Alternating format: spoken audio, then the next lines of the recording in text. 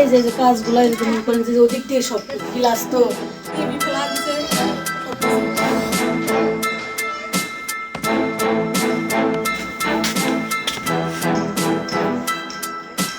আসে বুঝছেন, এর আগেও একবার আসছে, আইসে আমার কাছে মানে বাকি চাইছে, পরে আমি বাকি দেই নাই, পরে আমার মনে অসত্যভাবে মনে করেন যে গালাগালি করছে, গালাগালি করে চলে গেছে।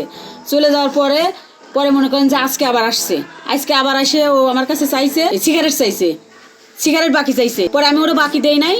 পরে মনে করেন যে আমার মনে করেন যে ধাক্কা দিয়ে ফেলা দিছে, ফেলা দেওয়ার পরে পরে ডয়ারে সিগারেট ছিল, সিগারেট, তারপরে মনে করেন যে টাকা ছিল, আজকে শুক্রবার আপনার ভাইয়া বাসায় মনে করেন যে হাটে যাবে, সে টাকা নিয়ে গেছে, আবার এই যে দেরি ঘুষিয়ে বাড়িতে মনে করে বাইয়ে হয়ে গেছে, কারণ আমার তো ফেলা দিয়েছে, আমি ওই জায়গায় পড়িয়ে গেছি। ওনার নাম হচ্ছে ইন্দাদুল। সে এখন কি করে, এমনি ওই যে যখন যেটা পায় মনে হয় ওইটাই করে, আর নিশা খায়, প্রচুর পরিমাণ নিশা খায়।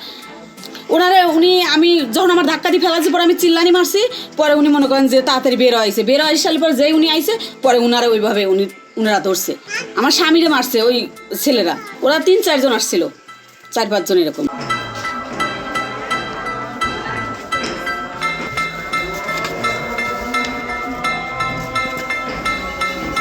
আমার দোকানে প্রায় সময় ওরা আইসা, আমার ওয়াইফ দোকান করে, ওরা সিগারেট নিয়ে যায় বা মাল নিয়ে যায়, টাকা দেয়, ঠিক আছে। আর টাকা চাইলে ওরা উল্টা আরও চাঁদা চায়, ঠিক আছে।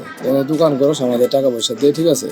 আমরা অমুকের লোক তমুকের লোক, কার লোক এই লোক, এর স্থানীয় কিছু লোক আছে, তাদের পাওয়ারে চলে, ঠিক আছে। আমরা গরিব মানুষ এনে দোকানপাট করি, কিন্তু ওদের চোখে লেগে গেছে। তো আনুমানিক 10টার দিকে ওরা 4-5 জন আসে, আইসা এখানে সিগারেট নেয়, আরও সদাই নেয়, নিয়ে টাকা না দিয়ে চলে যায়। আমার ওয়াইফ টাকা চাওয়াতে আমার ওয়াইফকে ধাক্কা দিয়ে ফালাই দেয়, প্লাস গলা ধরে।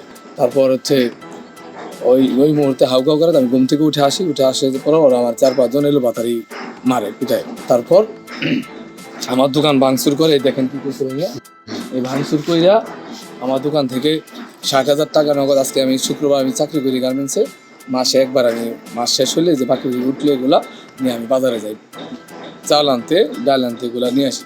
শুক্রবার দিন বাজার খোলা থাকে।